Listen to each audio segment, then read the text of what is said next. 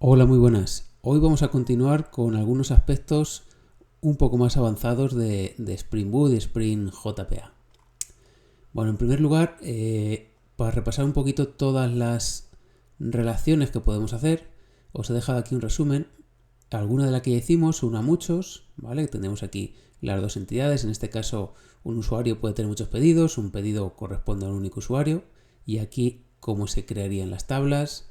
Muchos a muchos, que los vamos a empezar a ver en esta unidad. Por ejemplo, os pongo entre categoría y producto. Un producto podría pertenecer o podría estar en varias categorías y una categoría podría tener varios productos. ¿Vale? En este caso, fijaros que al igual que en la 1 a muchos, podemos opcionalmente indicar aquí el nombre, aspectos relativos a la columna con la que se van a unir las dos tablas, ¿vale? A la clave ajena.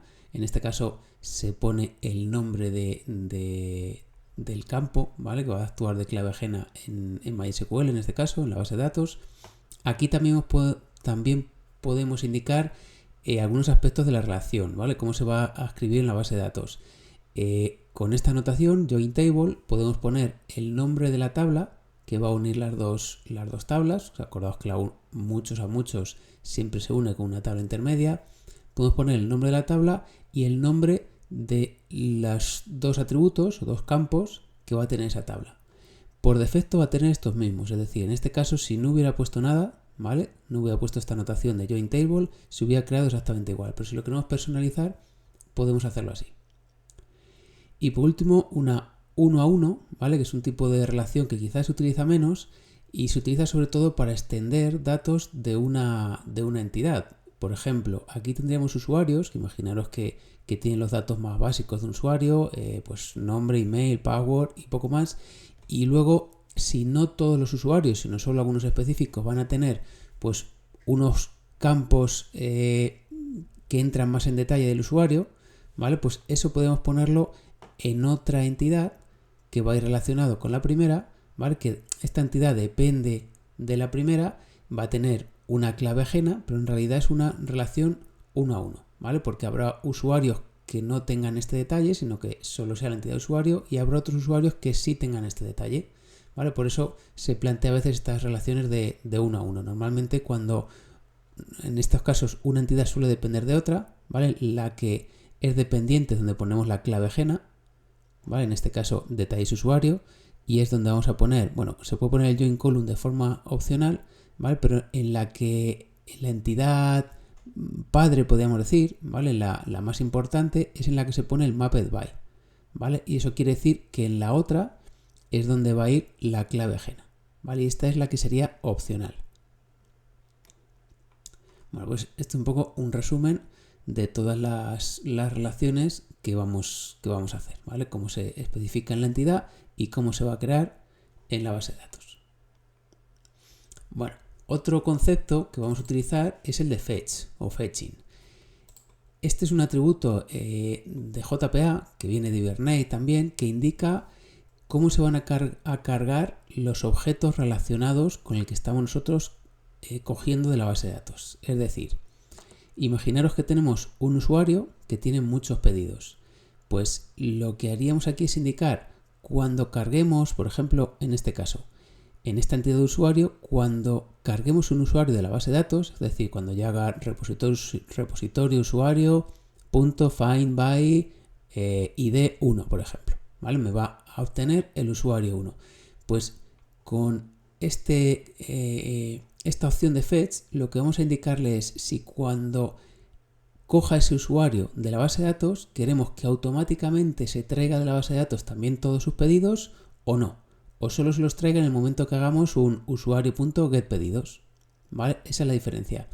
Si lo ponemos de tipo eager, ¿vale? Si aquí hubiéramos puesto fetchType.eager o ansioso sería la traducción en castellano, lo que va a hacer es que cuando yo coja un usuario de la base de datos, ¿vale? Cuando lo cargue en mi programa, cuando haga un find by email de ese usuario o como lo carguemos, automáticamente se va a cargar en memoria, o sea, se va a coger también de la base de datos, se van a hacer las SQL necesarias para coger de la base de datos tanto el usuario como todos sus pedidos relacionados, ¿vale? Sin embargo, si aquí le pusiéramos lazy, como está en este ejemplo, cuando cargamos un usuario, solo se va a traer de la base de datos ese usuario. ¿Cuándo se va a traer los pedidos? En el momento que hagamos un usuario.getPedidos, entonces se volverá a conectar a la base de datos para obtener esos pedidos, ¿vale? Esta segunda opción es un poquito más lenta, pero claro, si sabemos seguro que vamos a utilizar tanto el usuario como sus pedidos, pues siempre que hacemos un usuario vamos a acceder a sus pedidos, pues en ese caso nos tendría a cuenta poner Eager. Pero si normalmente cuando tengamos un usuario solo queremos los datos del usuario y solo en algunas ocasiones es cuando vamos a obtener los pedidos, pues será mejor dejarlo como lazy.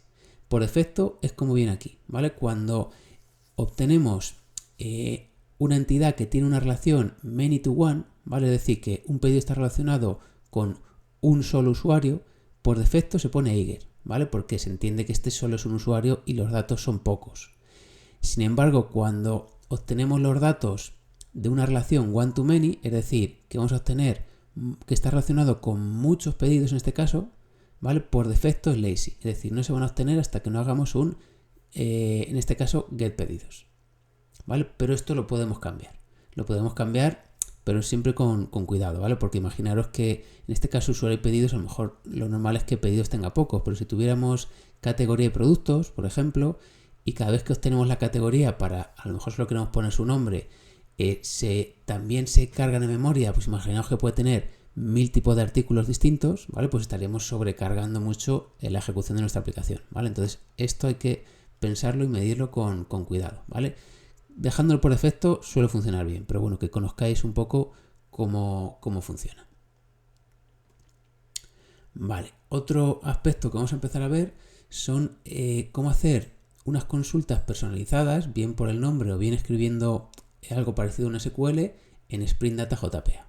Me voy a ir al IDE, ¿vale? Al IntelliJ, y vamos a ver, en este proyecto que ya teníamos hecho de empleados, os he hecho algunas cosas más que ya las he dejado hechas para no hacer el vídeo muy largo. Fijaros, hemos hecho una entidad nueva que es proyecto, ¿vale? En proyecto tenemos, nombre, fecha de inicio, descripción, estado, presupuesto. Fijaros que he puesto también un campo nuevo que es fecha de creación con algunas anotaciones que no hemos visto hasta ahora. Una es esta, create on timestamp. Esta anotación lo que hace es que cada vez que creemos un objeto de tipo proyecto y lo guardemos en la base de datos, al guardar ese registro en la base de datos se va a autocompletar de forma automática esta fecha, ¿vale? En este caso la fecha de creación. Es decir, esto no va a hacer falta que nosotros lo guardemos manualmente en Java, sino que la base de datos directamente, o JPA, la base de datos JPA le va a insertar la fecha en la que se ha creado este registro en la base de datos, ¿vale? Eso es lo que hace creation timestamp. Otro atributo que vamos a cambiar es este, ¿vale? Con @column, acordaos que podemos cambiar atributos de la base de datos y en este caso vamos a decir que este campo no se puede actualizar, ¿vale? Porque a mí no me interesa, en este caso, que se pueda modificar este atributo, ¿vale? Porque yo creo que es un atributo, quiero que se guarde cuando se ha creado y no quiero que se modifique ni por error ni a propósito, ¿vale? Y luego, bueno, este sí hemos visto alguna vez, que lo que va a hacer es no que se guarde en la base de datos con este formato, sino que cuando serialicemos estos objetos a JSON, se haga con este formato, ¿vale? Internamente en la base de datos se va a guardar con el formato de MySQL. Y aquí se va a guardar en Java con local datetime. Pero cuando exportemos a JSON, se va a guardar con este formato, ¿vale? Con ese o con el que nosotros pusiéramos ahí. Vale, además tenemos una relación muchos a muchos, ¿vale? Para empezar a practicar estas. Fijaros que esto lo he puesto con los datos por defecto, ¿vale? Pero os lo pongo ahí un poco a modo de ejemplo. En este caso un proyecto puede tener muchos empleados, pero un empleado también va a poder tener muchos proyectos. Aquí tenemos también la many to many, ¿vale? Mapeado por empleados. Vale, volviendo a proyecto, bueno, pues esto es todo lo que tendría esta entidad. Ahora, en el repositorio sí que hemos añadido también algunas cosas nuevas. Fijaros, aquí decíamos que en los repositorios se pueden especificar algunos métodos, ¿vale? Que nos puedan coger datos de ese repositorio en función de unos criterios que vamos a estipular directamente en el nombre del método. Y JPA se va a encargar de transformar eso a una SQL, ¿vale? Aquí tenéis algunos ejemplos. Podríamos crear métodos, por ejemplo, poniendo esto, find by y uno de los campos de la base de datos, ¿vale? Uno de las propiedades del objeto, de la clase, y él automáticamente va a buscar registros en esa tabla, ¿vale? Que ese campo coincida con el valor que le pasemos como parámetro, ¿vale? Se podría buscar por varios campos a la vez, tanto con AND como con OR. Se podría buscar para que un campo sea mayor que una cantidad que indicamos aquí, o esté entre dos cantidades, o que algo contenga este valor, ¿vale? Esto sería para de todos los que contengan este valor que solo me devuelva el primero. Estos serían los primeros 5 y además ordenados. Como veis hay muchas opciones. Aquí os dejo también unos cuantos, ¿vale? A modo de ejemplo, ¿veis? Este encontraría todos los proyectos cuya fecha de inicio coincida con esta que pasamos por parámetro, ¿vale? Todos aquellos proyectos que el nombre contenga, pero fijaos que como es con like, no hace falta que es como en SQL, que coincida exactamente, sino que contenga este nombre, ¿vale? Dentro de todo el nombre, que contenga estos caracteres que pongamos aquí, y además que me lo devuelva ordenado de forma ascendente, ¿vale? Esto que el presupuesto sea mayor que este que pongamos aquí, y que me devuelva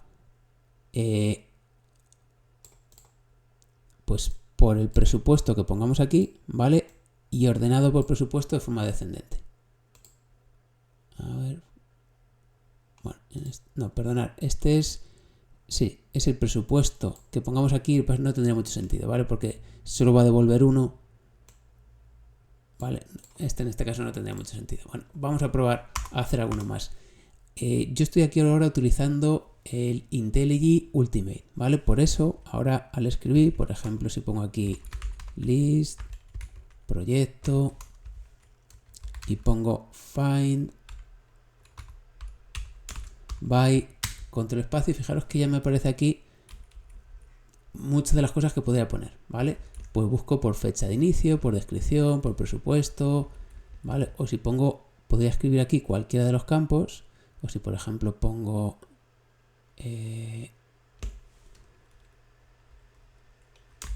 por descripción, ¿vale? Ya podría decir que la descripción que contenga algún texto, que vaya antes o después, que esté entre dos, ¿vale? Estos serían casos de numéricos, que contenga un texto, ignorando mayúsculas y minúsculas, ¿vale? Fijaos que podemos hacer muchos. Aquí me sugiere también uno, ¿vale? Yo por ejemplo voy a poner este. Encontrar todos los proyectos cuya descripción contenga lo que yo voy a escribir aquí, ignorando mayúsculas y minúsculas. Veis que también me dice que podría ordenarlo, ¿vale? Ordenarlo por la descripción de forma ascendente. Bueno, podemos poner ahí varias cosas. ¿Veis? Ahora lo que haríamos es buscar todos los proyectos que contengan esta descripción que yo pasé aquí por parámetro, ¿vale? Ignorando mayúsculas y minúsculas. Pues fijaros que de estos podemos escribir un montón, ¿vale? Ahora en los vídeos que dejaré relacionados os lo explica más detenidamente. Lo que sí que hay que tener cuidado es en pensar si estos métodos van a devolver un solo proyecto o varios proyectos, ¿vale? Si estamos seguros que solo va a devolver uno, por ejemplo, si yo hago voy a poner un proyecto. Mira, aquí por ejemplo me da un ejemplo, me dice encontrar el primero, ¿vale? De todos aquellos que la descripción contenga esto de aquí. Además lo ordena ascendentemente. Bueno, por un poquito más sencillo, quitamos ya eso, ¿vale? Esto lo que haría es, de todos los proyectos cuya descripción contenga esta descripción, que me devuelva solo el primero, ¿vale? Ese first se puede poner siempre ahí. Como me va a devolver el primero, yo sé que solo me va a devolver uno, entonces pondría proyecto. Pero si no sé seguro si me va a devolver 0, 1 o muchos, entonces siempre tenemos que poner un list, ¿vale? Eso es con lo único que sí que tenemos que tener cuidado. También podríamos, por ejemplo, contar. Mirad, aquí os dejo algunos ejemplos. ¿Veis? Esto os comento aquí, ¿vale? Lo de los valores devueltos. Cuando nos devuelva uno, siempre con un optional. Perdonad que aquí el optional no lo he puesto, ¿vale? Porque también podría ser que no encontrara ningún proyecto. Por eso tenemos que poner un optional. Aquí y aquí. ¿vale? Cuando sepamos que va a devolver como mucho 1, o a lo mejor ninguno, lo ponemos con optional, y cuando puede ser que nos devuelva más de 1, con un list, ¿vale? Normalmente con optional va a ser o bien porque pongamos el first, o bien porque filtremos por un campo que sepamos que es único, o por el ID, que es la clave primaria, ¿vale? Si no, lo pondremos siempre con list. Aquí os pongo algún ejemplo, ¿veis? Como encuentra por nombre, puede ser que haya varios que coincidan el mismo nombre, pues sería un listado. Que la edad sea mayor de una edad, pues igual un listado. Que el nombre contenga alguna palabra, un listado, ¿vale? Aquí tenemos varios. Y luego, ¿cómo usaríamos esto en nuestros controladores? Porque fijaros que estoy en el repositorio. Acordaos que el repositorio por defecto ya nos brinda muchos métodos, el find, el save, el find all, find by, ¿vale? Pero podemos agregar mucho más de esta forma, ¿vale? Fijaos que no tenemos que implementar el código, simplemente escribimos el nombre, ¿vale? Además es un interface, ni siquiera podríamos implementarlo. Lo que hacemos es que escribimos el nombre y JPA por nosotros implementa todo el código. Y luego la forma de utilizarlo, pues esto sería en el controlador, ¿vale? Pues como hacemos con el find all, por ejemplo, usuario repository punto y el nombre que le hayamos dado aquí, ¿vale? Que el nombre tiene que ser, seguir esta convención que estamos comentando, y entre paréntesis, como parámetro de entrada, pues el que indiquemos aquí, ¿vale? También podríamos, por ejemplo, contar, se puede poner un long count. Mira, por ejemplo, aquí me dice count by fecha de inicio, algo así. Eso, por ejemplo, fijaros que no me devuelve ni un list ni un optional, porque sé yo que va a devolver un número, ¿vale? Voy a decir que cuente todos aquellos proyectos en los que la fecha de inicio coincida con esta fecha, ¿vale? Pues esto sé yo que me va a devolver un número, podemos poner, por ejemplo, un long, ¿vale? Y también podríamos utilizarlo. Todo esto que veis que me voy autocompletando es porque es la versión Ultimate de IntelliJ.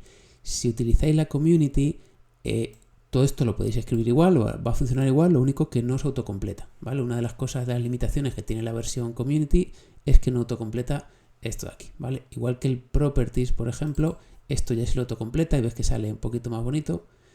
¿Veis? Si yo, por ejemplo, pongo Spring, veis que me autocompletando. En la community es otra de las limitaciones que tiene. Vale, otra opción que tenemos, si no nos es suficiente con este tipo de métodos, ¿vale? Porque queremos cosas más específicas, es escribir nuestras propias SQLs. Tenemos dos opciones. Una es utilizar un lenguaje que se llama JPQL, ¿vale? Java Persistence Query Language, que es similar a SQL, pero está basado en entidades, ¿vale? La ventaja de esto es que es portable entre distintas bases de datos. Es decir, si yo cambio de MySQL a Postgres, no tendría ningún problema, ¿vale? Podría seguir utilizando directamente las mismas sentencias, ¿vale? Él lo va a traducir. En cambio, si utilizo consultas nativas, que es la otra opción, que es escribir la select tal cual lo haríamos en el gestor de base de datos, si cambiamos de gestor de base de datos, sí que habría que reescribirlas, ¿vale? La ventaja es que podemos utilizar algunas peculiaridades que tenga cada una de las bases de datos, pero la desventaja es que si cambiamos de base de datos, habría que reescribirlas. Por lo tanto, nosotros nos vamos a centrar en estas, ¿vale? En JPQL. Son muy parecidas, pero fijaros que aquí no pone el nombre de la tabla, sino que pone el nombre de la entidad, ¿vale? Aquí sí el nombre de la tabla, podría ser usuarios, pero aquí es el nombre de la entidad, usuario con la U mayúscula. Y luego le pone un alias U, que es el que vamos a utilizar aquí, ¿vale? Esto quiere decir que incluya, sea como el asterisco, que incluya todos los campos, y si nos queremos referir a un campo concreto, es con U, ¿vale? Pues el alias que hemos puesto aquí, punto, y el nombre del campo.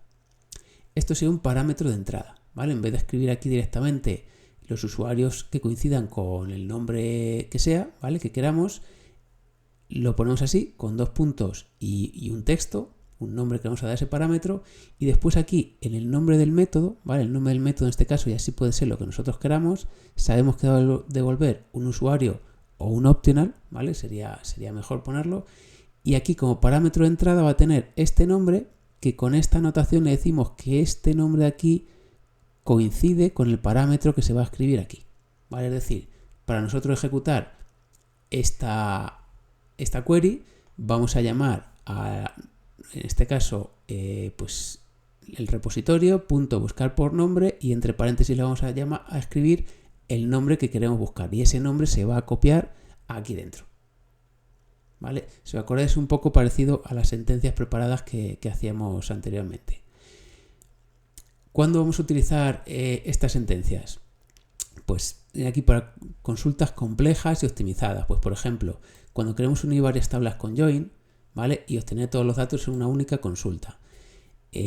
Imaginaos que tenemos usuarios y pedidos. Si quisiéramos obtener no solo los datos de los pedidos, o sea, los datos de los pedidos, pero además el tamaño de cada uno de esos pedidos, ¿vale? Pues imaginaos que tengo la entidad usuario y quiero obtener todos sus pedidos para saber el tamaño de cada uno de esos pedidos, ¿vale? Pues si estuviéramos recorriendo un array o una colección de usuarios y para cada usuario hago un getPedidos.size, me daría el número de pedidos, pero cada uno de estos produciría una SQL. Es decir, tendríamos una primera SQL para obtener los datos del usuario o los datos de todos los usuarios, es una colección, y luego otra SQL para cada uno de los usuarios para obtener de cada uno de ellos el número de pedidos, ¿vale?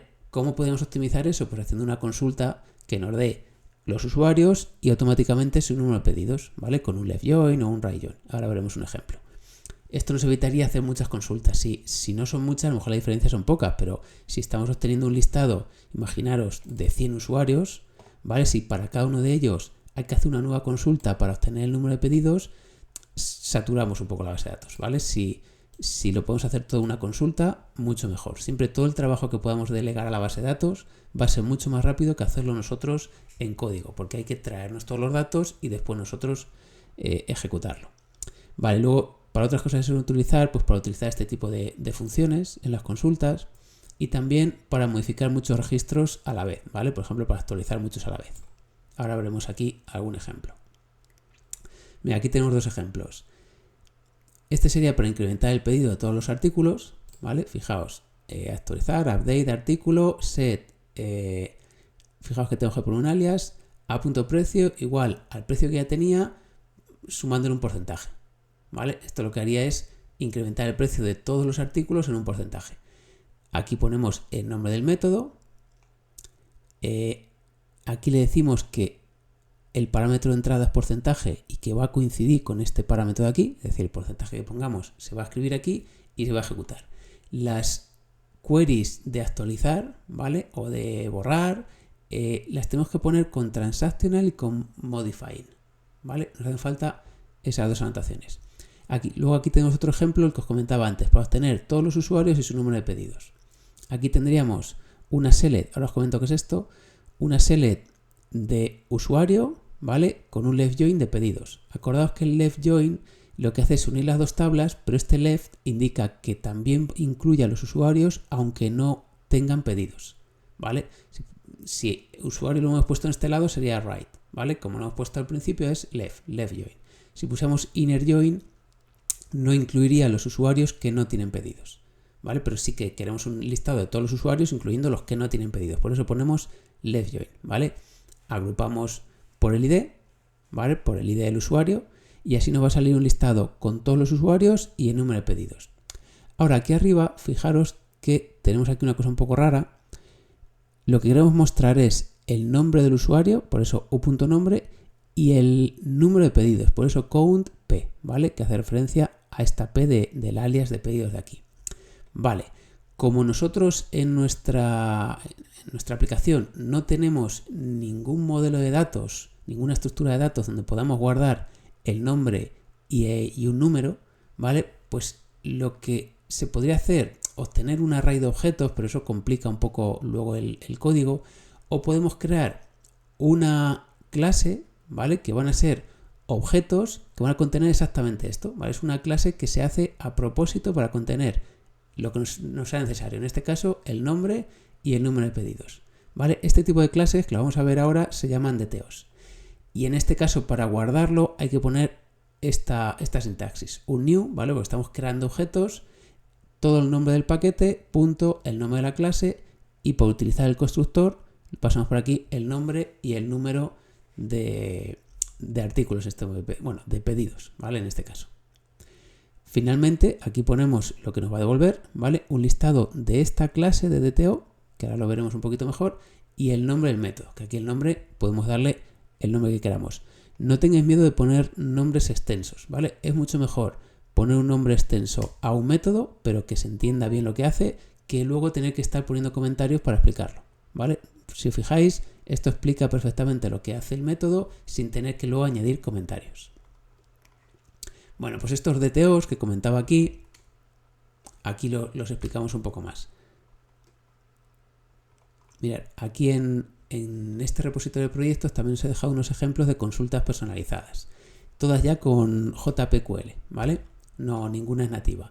Fijaos, en esta hacemos una select de la media de todos los presupuestos de todos los proyectos, ¿vale? Para un año concreto, ¿vale? Aquí dice, selecciona la media del campo presupuesto de los proyectos en los que el año de la fecha de inicio, ¿vale? Coincida con este año que voy a pasar aquí por parámetro, ¿vale? Aquí ya el nombre daría igual, porque estas ya no son consultas por nombre, sino que son consultas personalizadas con @query.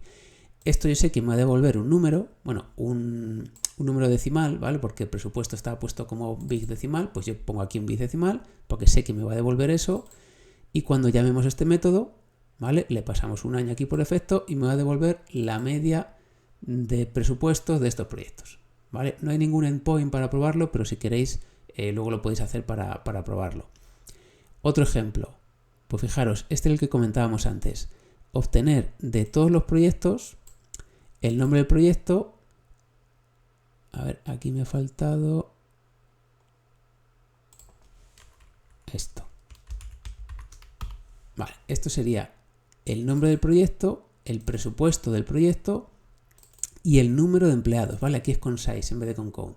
Y el número de empleados de cada proyecto. Es decir, esto me va a devolver un listado con nombres, presupuesto de cada proyecto y el número de empleados.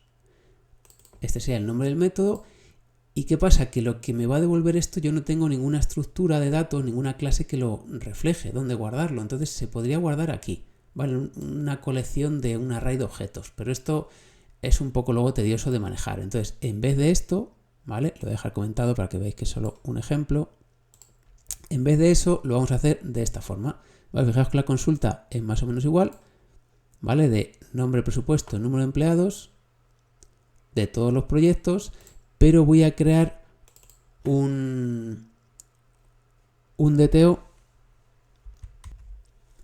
para poder guardar estos datos, ¿vale? Fijaos que aquí, como lo he hecho con size, ¿vale? Él automáticamente une las tablas y cuenta el número de empleados, ¿vale? Otra opción sería, como lo tenéis aquí en el ejemplo, con count, ¿vale? Y uniéndolas, ¿vale? Con left join, pero en este caso en JPQL se puede hacer esta opción también, ¿vale? Ahora la probamos, pero más o menos viene a hacer lo mismo.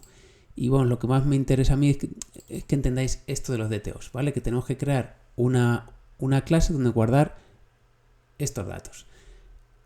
Esa clase la he creado aquí, ¿vale? En DTOs, que se llama proyecto con número de empleados DTO, y tiene exactamente los datos que necesitamos: nombre, presupuestos, número de empleados, ¿vale? Pues aquí fijaros que se van creando objetos con esos datos, ¿vale? Para esto se utilizan los DTOs. Aquí lo explicamos un poquito mejor. Aquí dice, ¿qué es un DTO? Dice, es un objeto que se usa para transferir datos entre diferentes capas de la aplicación sin exponer directamente las entidades de la base de datos. Es decir, si nosotros, por ejemplo, una entidad tiene datos que no queremos exponer, ¿vale? O también para guardar datos, como en este caso que teníamos, que no están reflejados por ninguna clase que tengamos en nuestra aplicación. Dice, ¿por qué usar DTOs? Dice, para mayor seguridad, evita exponer datos sensibles, ¿vale? Esto sería otra de las opciones por las que podemos utilizar DTOs. Imaginaros este ejemplo de aquí. Tenemos un usuario, ¿vale? Que tiene el ID, nombre, email, password, fecha de registro, pero cuando nosotros en nuestra API nos pidan el listado de usuarios, a lo mejor no queremos devolver el password, ¿vale? Queremos devolver solo el nombre, el email y la fecha de registro. Pues ¿qué hacemos? Creamos un DTO con los datos que sí queremos devolver, nombre, email y fecha de registro, y cuando nos pidan obtener todos los usuarios, en vez de devolver directamente este listado de usuarios, ¿vale? Fijaos que hago un usuario repository find all y devuelvo todo el listado de usuarios, en vez de eso, lo que hago es que genero una colección de usuarios DTO, que son estos de aquí, ¿vale? En este caso está vacío, pero ahora recorro este primer listado, esta colección de usuarios, y para cada uno de ellos creo un DTO con el nombre, email y fecha de registro, ¿vale? Lo voy añadiendo, ¿vale? Y por cada uno de los usuarios de esta colección voy generando un DTO, voy añadiéndolo a esta colección y al final devuelvo usuarios DTO, ¿vale? Entonces va a ser una colección, pero solo con estos datos de aquí, ¿vale? Pues esta es otra de las utilidades que tienen los DTOs. Cuando no queremos exponer o devolver todos los datos de una entidad, ¿vale? Creamos un DTO con los datos que sí queremos devolver y en el controlador convertimos estos usuarios en estos DTOs, ¿vale? Con solo los datos que queremos devolver y los devolvemos. ¿Vale? Pues sería otra de las opciones por las que podemos utilizar DTOs, ¿vale? Para no exponer todos los datos que tengamos en nuestra base de datos. Imaginaos que podemos tener fecha de creación, el usuario que lo creó o datos que luego nos iban de auditoría, ¿vale? Pero esos datos a lo mejor no los queremos exponer cuando alguien nos solicite todos los datos de nuestra API. También podría mejorar el rendimiento, ¿vale? Porque solo envía datos necesarios. Permite cambiar la estructura de la respuesta sin afectar a la base de datos, ¿vale? Y bueno, alguna compatibilidad con otras APIs. Bueno, esto tiene que ver con eso, con que si queremos recibir en nuestro backend o enviar desde nuestro backend datos que no coinciden con nuestras entidades, lo que hacemos es que los convertimos a DTOs, ¿vale? Estos DTOs sirven para almacenar esos datos, pero estos DTOs no se van a crear tablas en la base de datos, sino que van a ser simplemente clases que nos sirven para guardar estructuras de datos, ¿vale? Que pueden venir de nuestra base de datos, pero no directamente. Dice, ¿cuándo usar DTOs? Cuando necesitamos ocultar una información, como contraseñas, fecha de creación, tokens, lo que decíamos aquí, ¿vale? Aquí, por ejemplo, yo no quiero devolver el password en mi controlador, pues creo un DTO sin el password, los convierto y devuelvo el listado de DTOs, no de los usuarios. Cuando necesitas manejar estructuras de datos que no se van a guardar exactamente igual en la base de datos, ¿vale? Pues esto podría ser este ejemplo que tenemos aquí. Nosotros en la base de datos no tenemos guardado nombre, presupuesto y número de empleados, sino que estos datos los generamos a partir de los datos que tenemos en la base de datos, pero luego aquí en nuestra aplicación, para guardarlos de alguna forma, construimos nosotros este DTO, ¿vale? Que coincide con esos datos. Los DTOs, fijaros que no hay que ponerle nunca el entity, porque el entity lo que hace es que generaría una tabla en la base de datos con estos datos. Y esto no queremos que se genere en la base de datos, no es una entidad, sino que es una estructura de datos, ¿vale? Una clase que nosotros vamos a utilizar para guardar los datos que nosotros necesitemos para mandárselos al cliente o para recibirlos del cliente también. Algún ejemplo que os ponía aquí, pues por ejemplo, si tuviéramos un registro de usuarios, pues lo normal es poner la contraseña 2 veces, ¿vale? Y luego comprobar en el backend que la ha escrito exactamente igual las 2 veces. Pero eso no quiere decir que la guardemos 2 veces en la base de datos. Pues en ese caso generaríamos un DTO con los datos exactos que él va a introducir al registrarse. Pues a lo mejor email, nombre de usuario, contraseña y lo que necesitáramos, ¿vale? Pero la contraseña posiblemente se la pidamos 2 veces, ¿vale? Pues crearemos un DTO con esos datos, ¿vale? Con contraseña 1, contraseña 2 y luego en realidad en el backend lo transformaríamos ese DTO al usuario ya que nosotros vamos a guardar, que solo tendría contraseña una vez. Luego también dice cuando necesites recoger o enviar datos que se almacenan en varias tablas. Pues el ejemplo que poníamos. Nombre de usuario y número de pedidos. ¿Vale? Este es el ejemplo que comentábamos antes. Bien, aquí, a ver, en proyectos controller también os he desarrollado esta API, ¿vale? De proyectos, la tenéis como ejemplo. Tenemos aquí, en proyecto /resumen vamos a utilizar este DTO, ¿vale? Proyecto con número de empleados, DTO. Aquí lo que hago es, bueno, tengo hecho de dos formas. Por un lado, utilizando esta query, ¿vale? Que lo que hace es obtener los proyectos con número de empleados, pero en una sola consulta. Y luego esta otra forma que ahora lo probamos, que va a ser con varias consultas. Vamos a probar en primer lugar esta.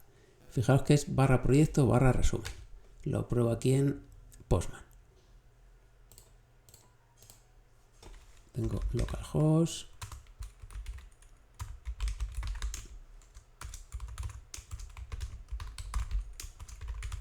Barra proyecto barra resumen. Vale.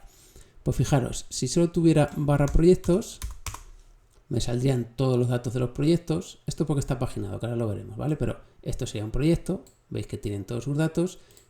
Pero si yo no quisiera exponer todos los datos, pues podría devolver directamente el DTO, que yo en este caso lo he puesto en barra resumen, ¿vale? O además para incluir el número de empleados. Veis que ahora aquí me sale como un resumen de cada uno de los proyectos con el nombre, presupuesto y número de empleados. Esto no coincide con todos los datos que tienen los proyectos. Los proyectos tienen mucho más datos, ¿vale? Pero aquí yo solo expongo los datos que yo necesito, ¿vale? O que yo quiero enviar al cliente, incluido el número de empleados. ¿Veis? Este tendría 2 empleados y este no tendría ninguno. Esto, si nos fijamos, a ver, aquí en... A ver si me aparece... Aquí. Si nos fijamos, mirad, vamos a probar a ver cuántas SQLs se producen. Bueno, como ya lo he puesto antes, voy a reiniciar así mismo para que se vea más claro. Y vamos a ver cuántas SQLs produce este endpoint, ¿vale? Vale, ya se ha reiniciado, yo le doy a enviar. Veis que ha hecho la consulta y fijaros, solo ha hecho una select, ¿vale? Select nombre, presupuestos y luego aquí hace una subconsulta para obtener el número de empleados, ¿vale? De proyectos, pero en una sola SQL lo hace todo, ¿vale? Ahí lo que ha hecho es internamente se ha ido a proyectos repository, no, perdón, se ha ido a proyectos controller, ¿vale? Proyectos para resumen, ha ejecutado este proyecto repository .obtener proyecto con número de empleados, ¿vale? Que acordaros que era una select que hemos hecho nosotros. Y por último lo devuelve con un .ok. Vale, pues ahora fijaos la diferencia, por lo que os decía antes de optimizar, de hacer SQLs personalizadas para optimizar. Fijaros, ahora lo que hago es lo siguiente. A ver por qué hay aquí un error. Vale. Ahora hago lo siguiente. Ahora lo que voy a hacer es que voy a obtener todos los proyectos, ¿vale? No el resumen, sino los proyectos y voy a construir yo el DTO a mano. Obtengo todos los proyectos y también hago un listado de una colección del DTO, ¿vale? Proyectos con número de empleados DTO, ¿vale? Con un nuevo array list que está vacío. Voy a recorrer todos los proyectos, ¿vale? Y para cada uno de ellos voy a generar un proyecto DTO, ¿vale? Con el constructor, proyecto con número de empleados DTO, y le voy a pasar por aquí como parámetro el nombre del proyecto, el presupuesto y, cuidado con esto, proyecto.getEmpleados.size. ¿Qué va a hacer esto? Que va a generar una SQL por cada vez que pase por aquí. ¿Por qué? Porque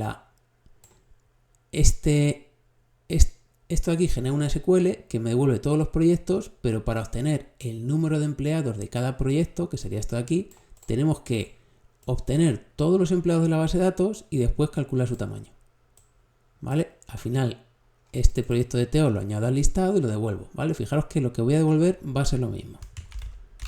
Vale, espera un poquito que se reinicie. A ver, no sé si hay algún error. Vale, creo que ya estaría. Fijaros que pido lo mismo, me devuelve lo mismo, ¿vale? Pero a ver cuántas SQLs se han ejecutado. Pues mirad. Como os comentaba, se ha ejecutado una para obtener los proyectos y luego una por cada uno de los proyectos para ver cuántos empleados tiene. Una para el primer proyecto, otra para el segundo, otra para el tercero, ¿vale? Debe tener 3 proyectos, sí.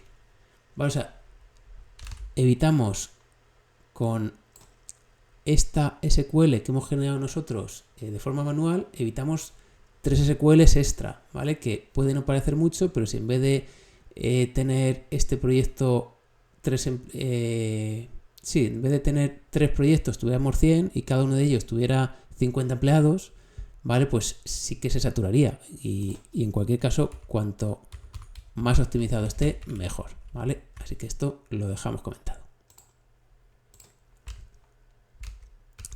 Vale, y creo que, bueno, un par de cosas nos quedan. Paginación. ¿Cómo paginamos en Spring Boot? Si tuviéramos que hacer la paginación nosotros a mano sería una cosa bastante tediosa, porque imaginaros que, sobre todo los típicos que salen página hacia adelante, página hacia atrás, saber cuántas páginas hay para cuántos botoncitos pones y demás, es una cosa que hacerlo a mano es bastante compleja. Entonces ya nos viene incorporado en muchos frameworks. En Spring viene de esta forma, mirad. Podemos tanto paginar como ordenar, como hacer las dos cosas. Para paginar sería algo como esto. Fijaros en el endpoint, en el controlador, en vez de devolver bueno,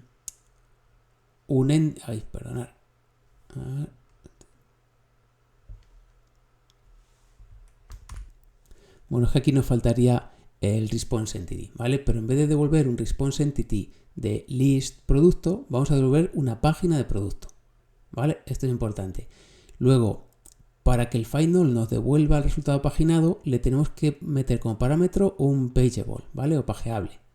Este pageable lo tenemos que crear antes, ¿vale? Pageable, de la clase pageable, este es el nombre que le damos, y lo hacemos a través de una clase que es pageRequest.off, que sería su método estático, y aquí le tenemos que pasar el número de página y el tamaño.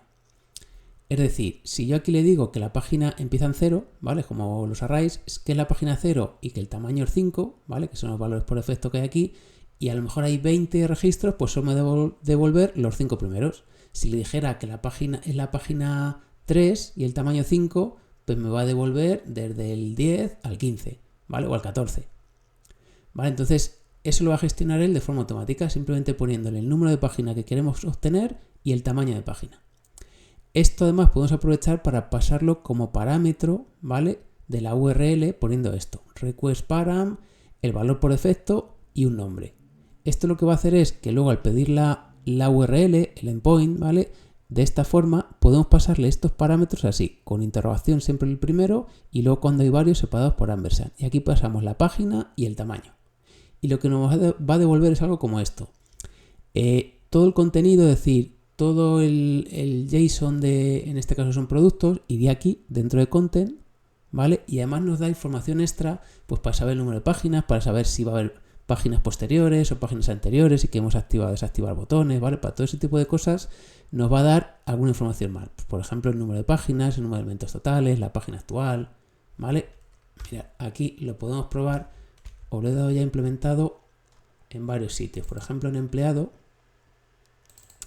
controller, vale, esto lo he puesto, ahora lo explico de una forma un poco distinta, pero para ver los empleados, aquí,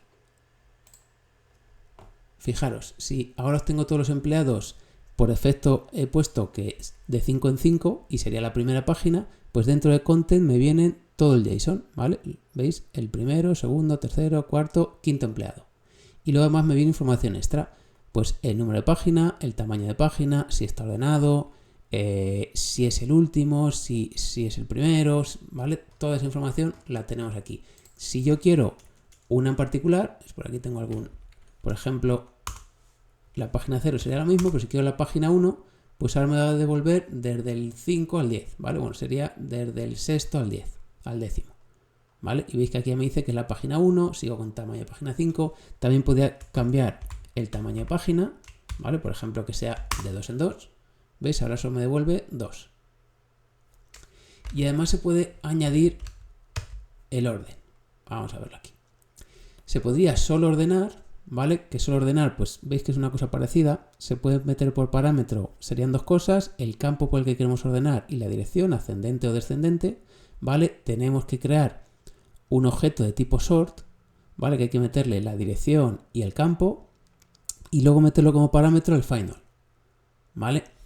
Y si queremos hacerlo todo a la vez, pues sería con estos 4 parámetros. Página, tamaño, el campo de ordenación y la dirección, ¿vale? Primero se crea el sort y luego al crear el pageable hay que meterle, además de la página y el tamaño, la ordenación, ¿vale? Y por último se llama al final. Hay una forma un poco más sencilla de hacerlo, que es como lo he hecho yo, que es directamente poniendo que como parámetro de entrada, en vez de todos estos, ¿vale? Como parámetro de entrada tenemos un pageable. Y él ya entiende que le vamos a poder meter la página, el tamaño y la ordenación por campo y el orden, ¿vale? Si es ascendente o descendente.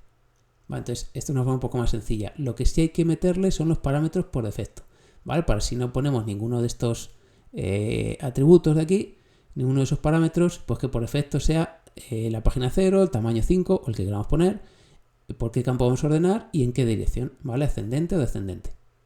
Fijaros, con este ejemplo, pues me saldría algo como esto, ¿vale? Y luego la forma de llamarlo veis que es mucho más sencilla. Simplemente metemos como parámetro un pageable y aquí se lo ponemos al final y ya lo tendríamos, que es como lo tenemos aquí implementado. ¿Veis? Final empleados, le meto un parámetro pageable, ¿vale? Aquí el nombre que queramos, la clase es pageable y aquí hay que poner el valor por defecto de todos esos parámetros, ¿vale? Luego ese pageable se lo meto aquí como parámetro final y ya estaría. Si fijáis, pues resulta un poquito raro al principio, pero en realidad es una forma bastante sencilla de trabajar. Vale, y ahora ya sí, lo último que vamos a ver de momento en este vídeo, ¿vale? Luego os haré otro un poquito más de estas transparencias, es el manejo de errores y validación, ¿vale? Cuando nosotros metemos datos nuevos a través pues, de una API REST, también sería a través de si estuviéramos haciendo aplicaciones web tradicionales sería parecido, ¿vale? Pero en este caso, en una API REST, la forma de validar que tiene Spring Boot, pues es la siguiente. Lo primero que tenemos que hacer es incluir una nueva dependencia, ¿vale? Que es esta de aquí. Yo ya la tengo aquí incluida, ¿vale? Pero os voy a decir cómo incluirla. Si tenemos aquí en el POM, si tenemos la versión Ultimate de IntelliJ, directamente fijaos que nos sale aquí Edit Starters, ¿vale? Y podemos aquí seleccionar las dependencias más típicas que incluye Spring, ¿vale? Esta sería la que habría que añadir, ¿vale? Yo ya la tengo puesta, sería entrar aquí y añadirla. Si no tenemos esta versión de IntelliJ, pues nos vamos como siempre a MV1 Repository, buscamos, por ejemplo, Spring Validation, ¿vale? Y va a ser esta aquí. Sería copiarnos la última versión, copiamos esto y lo pegamos aquí, ¿vale? Nuestro archivo de dependencias y luego nos sale aquí una M para refrescar, la pinchamos y se refrescan las dependencias, ¿vale? De cualquiera de las dos formas. Lo primero, incluir la dependencia, que ya lo tendríamos. Lo segundo, en las entidades podemos ahora ir añadiendo anotaciones para indicar qué campos son obligatorios o si son un email o si no admitimos valores en blanco, ¿vale? Todo ese tipo de anotaciones, aquí os tengo las puestas las más usadas, son las que vamos a indicar en cada campo, ¿vale? Las obligaciones, digamos, que tienen que cumplir. Pues, por ejemplo, que no sea nulo, que sea un email, que el tamaño esté entre un mínimo y un máximo, not blank, ¿vale? Porque puede ser no nulo, pero estar en blanco. Entonces, también tendríamos not blank, un valor mínimo, que estos sean fechas pasadas o fechas futuras, ¿vale? Un valor máximo y que no esté vacío, que también sirve para arrays, ¿vale? Para cuando son colecciones, que tenga algún elemento.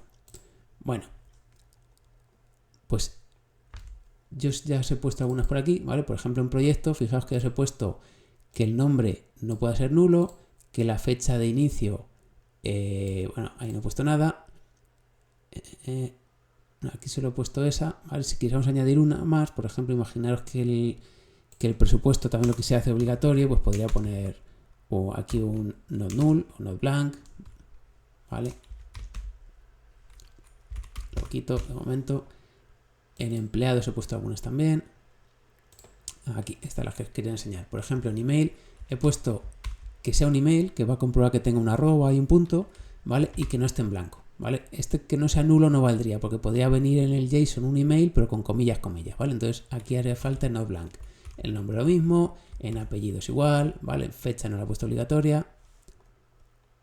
y creo que ninguna más. Vale, pues con eso, ¿vale? Ya tendríamos este paso, tendríamos la anotación puesta, tendríamos las validaciones. Las validaciones se pueden poner tanto en la entidad como en el DTO. Si estuviéramos utilizando un DTO para insertar datos, también se pueden poner ahí. Si veis que al añadir las validaciones no las encuentra, ¿vale? Porque hay que añadir imports, posiblemente sea porque no tenéis la dependencia de validaciones, ¿vale? Vale, y lo último que habría que hacer por el momento es en los controladores donde vamos a crear entidades o editarlas, añadir este valid aquí, ¿vale? Esto lo que le indica es que valide este objeto que va a venir por aquí, ¿vale? Que este usuario cumpla con todas las validaciones que hemos puesto en la entidad. Yo creo que ya lo tengo también puesto. Vamos a empleados controller y donde creamos un empleado, ¿vale? Porque donde se obtiene el empleado no hace falta validar, es donde se crea. Donde creamos, fijaos, aquí ya tengo puesto yo el valid y donde lo modificamos también, ¿vale? Así decimos que los datos que vengan del cliente para este empleado o para este de aquí tienen que cumplir las validaciones que hayamos puesto en la entidad. Vale, ¿y qué ocurre si no las cumple? Pues por defecto va a saltar una excepción, ¿vale? Mirad, lo que va a ocurrir es lo siguiente. Yo aquí por post, fijaos en empleados, si yo aquí introduzco pues uno con el nombre vacío y por ejemplo que no tenga el email, yo ya lo tengo controlado, ¿vale? Fijaros, me va a aparecer esto, nombre no debe estar vacío, email debe ser una dirección de correo electrónico correcta. Esto me pasa porque yo ya tengo manejada la excepción, ¿vale? Si no saltaría aquí una excepción. Vamos a probarlo. Esto ahora lo explico, ¿vale? De momento lo comento para que veáis qué pasaría por defecto. Se recarga. Se está recargando. Esto es. Por defecto veis lo que hace es que salta un bar request y una excepción. Method, argument, not valid, exception. ¿Vale? Ahora lo que yo voy a hacer es manejar esta excepción. Es decir, que cuando ocurra esta excepción, yo no quiero que aparezca esto, sino que quiero que aparezca es por los mensajitos que había antes de los errores que tienen estos campos. ¿Cómo hacemos eso? Para eso vamos a crear un manejador global de excepciones. En un paquete exception, ¿vale? Valdría a cualquier sitio, pues por tener ordenado lo vamos a hacer así. Creamos una clase que también podemos poner el nombre que queramos. Yo le he puesto Global Exception Handler, pero lo que sí es obligatorio es añadir esta anotación. Esto lo que le dice es que esto va a ser un controlador REST, pero que va a responder a errores, ¿vale? Vale, ahora lo que vamos a hacer aquí, lo descomento ya, es indicar para cada excepción qué queremos que suceda. Es decir, por ejemplo, la que ha sucedido antes, la había copiado, la pego aquí, pero fijaros que es la misma, ¿vale? Esta es la que había copiado, que la tenemos aquí. Lo que vamos a hacer es decir que para esta excepción, ¿vale? Se ejecute este método de aquí. Fijaos que tengo que poner la anotación exception handler, que es manejador de excepciones, y decimos que para esta excepción, hay que poner el .class, quiero que se ejecute este método. Podríamos poner todas las que queramos, ¿vale? Por ejemplo, yo tengo aquí puesto otra que ya es para cualquier excepción, ¿vale? Excepción es la más genérica, entonces si no entra en este método, va a entrar en este. Y este lo único que voy a hacer es devolver un internal server error, ¿vale? Y en el body ocurrió un error esperado y el error, ¿vale? Por ejemplo, si aquí metemos un usuario con el email repetido, ese creo que ya lo tengo puesto, fijaros, me dice esto, ocurrió un error inesperado, que es lo que yo tengo puesto aquí, ¿veis? Y el error. Esto si estuviera en producción habría que quitarlo, porque yo en producción no quiero que le salga a un cliente ninguna de esta información, ¿vale? Que incluso, veis, vienen datos de la base de datos y demás. Pero yo para ahora depurarlo en desarrollo sí que lo pondría. Si esto estuviera en producción, pues nada, pondría aquí, contacta con el servicio técnico o cualquier otra cosa, ¿vale? Podría guardarme yo el error en una base de datos, pero ahora que estamos en producción sí lo ponemos para depurar. Y en cuanto a los errores de validación, para que salgan estos errores vamos a hacer lo siguiente. Esta excepción viene por aquí, ¿vale? Y esa excepción tiene dentro un método que es getBindingResults, ¿vale? Que tiene que ver con los errores, y getFieldsErrors. Esto me devuelve una colección de todos los errores, ¿vale? la voy a recorrer y para cada uno de esos errores voy a ir metiendo en un mapa que tengo aquí de errores el campo que ha producido el error y el mensaje que asociado a ese error, ¿vale? Aquí devolvemos, trabajamos con un mapa porque un mapa es lo más parecido que hay en Java a un JSON, ¿vale? Los mapas sabéis que relacionan dos tipos de clases, ¿vale? En este objeto un string con otro string, que se asemeja a la clave valor de un JSON, ¿vale? Entonces creamos un mapa, que es una colección implementada por HashMap, ¿vale? En la que vamos a ir añadiendo a ese errores, a este mapa, vamos haciendo un put y vamos añadiendo el campo que ha producido el error y el mensaje asociado a ese error. Luego al final devolvemos ese mapa y se convierte automáticamente a JSON, ¿vale? Y eso es lo que consigue que cuando yo aquí tenga algún error, en este caso el email, me salga el campo y el mensaje asociado al error, ¿vale? Si tengo más de uno, por ejemplo si este está en blanco, fijaos que con espacio en blanco también lo pilla, ¿vale? Pues me van saliendo todos los errores de validación de esta entidad, ¿vale? Esto en realidad dejarlo siempre igual, ¿vale? Pero bueno, porque entendáis un poquito el funcionamiento. Se podría añadir más excepciones, ¿vale? Más tipos de excepciones. Podemos aquí ir añadiendo las que queramos. O incluso también se podría, por ejemplo, en empleado, cuando creamos un empleado, aquí, cuando creamos un empleado y salta la excepción, como nos ha pasado antes, de que este ya existe, fijaros que me dice, no, se estará reiniciando.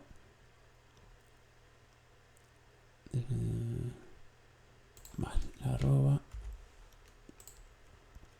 Vale, fijaros que aquí me dice esto porque ya existe un usuario con este email, pues esta excepción, otra forma sería tratarla aquí, ¿vale? Con un try, catch, y la excepción sería, bueno, es autocompleto, sería de este tipo, ¿vale? Y aquí podría devolver un en este caso sería la dirección de email ya existe en la base de datos. Vale, lo suyo sería un JSON, pero por hacerlo un poco más rápido lo dejo así. Vale, esto sería la forma de, en vez de manejar la excepción de forma global, manejarla solo aquí. Ahora si lo vuelvo a enviar, fijaros que ya lo tengo manejado. La dirección de email ya existe en la base de datos. ¿Vale? Pues estas son un poco las opciones que tenemos de manejo de excepciones, o bien a nivel global o bien así a nivel local. Bueno, y con esto lo dejamos por este vídeo para no hacerlo más extenso. Venga, un saludo.